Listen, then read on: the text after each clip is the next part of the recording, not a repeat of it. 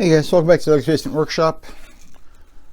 Today we have a Shapeoko fail for us. So the good news is it didn't cut all the way through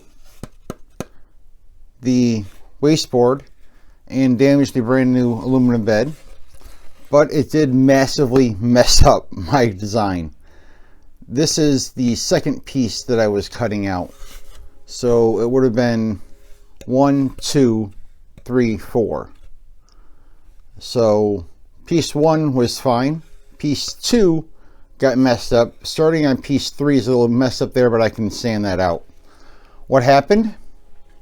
You would think, my gosh, something massive problem must have occurred. The CNC machine must have had a complete and utter meltdown. Something huge must have gone wrong.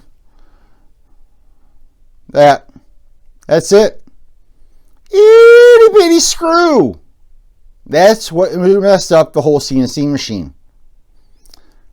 For those of you who can't identify that screw from that little picture there, or me holding it up, that is the clamp, the screw, the bolt, I guess, not a screw, it's a bolt that holds on the belt on the Z-axis, and it fell off. Here, I'm gonna gotta stop and restart, and I'll flip the camera and show you where it fell.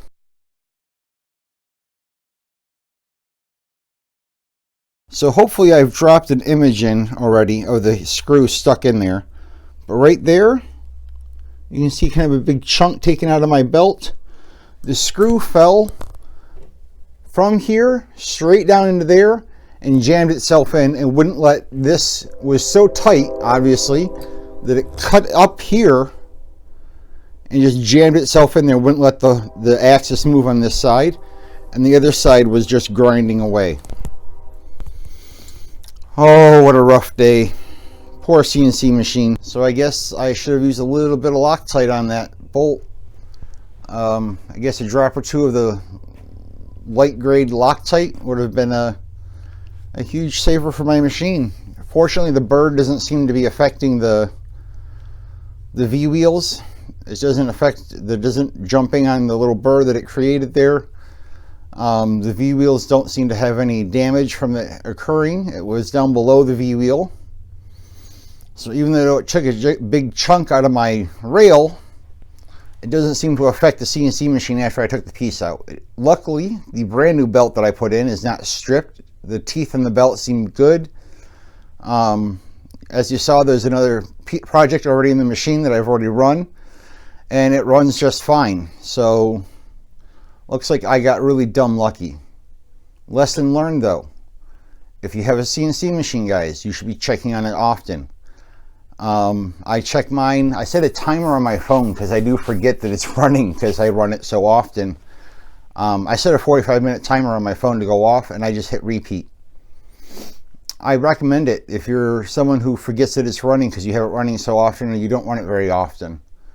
You know, walking back in the room, just looking at it, seeing that it's running and moving and doing what it's supposed to be doing, it doesn't take that long. A little 45-minute timer on your phone.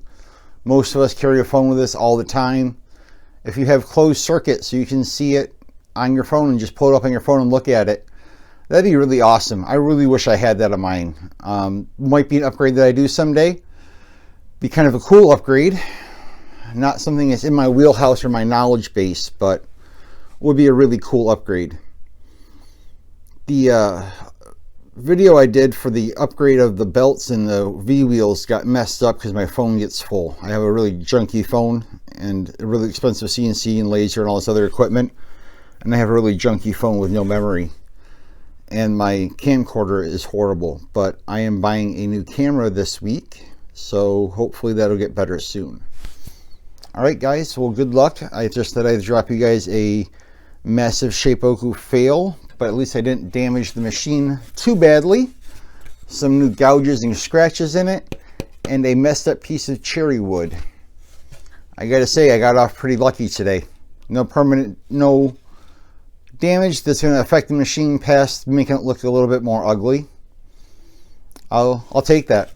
That's an easy pill to swallow. Alright guys, thank you much. Have a good day. Remember, like, subscribe. Follow along with how this woodworker is messing up his Shapeoko. Have a good day, guys.